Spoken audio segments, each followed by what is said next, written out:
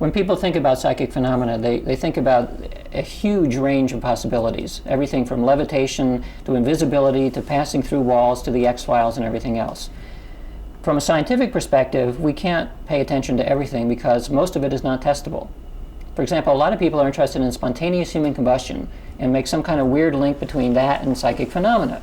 Well, there's some interesting cases, but they're all, by definition, spontaneous, and so they can't be studied very well. What parapsychologists have tried to do is take some aspects of psychic phenomena and formalize them so that they can be studied in the laboratory. And we use the same methods that are used in other scientific disciplines.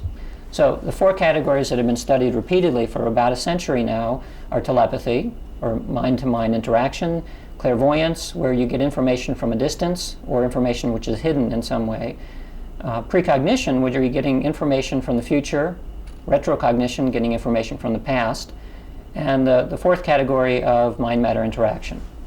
That last category is not spoon bending, but looking at what we call micro PK, micro psychokinetic influence, usually statistical variations in physical systems, which means we can't use a rock as a target because it's hard to measure statistical changes. Instead, we use things like electronic noise and coin flipping and dice tossing, that sort of thing. So in those 4 categories, we have an enormous amount of data, and the bottom line is that we know for each one of those 4 types that the phenomena are real. And they're real not because we believe that they're real, but because by using the same standards applied in other scientific disciplines, in which the essence of reality for science is it repeatable by independent investigators over a long period of time? And the answer on all 4 counts is yes. And yet it seems like if you were to say what is the attitude of mainstream science about this, that would be a negative attitude. You look at maybe the public statement right. about that. Yeah, there is a difference between what scientists are privately ready to admit and what they can publicly admit.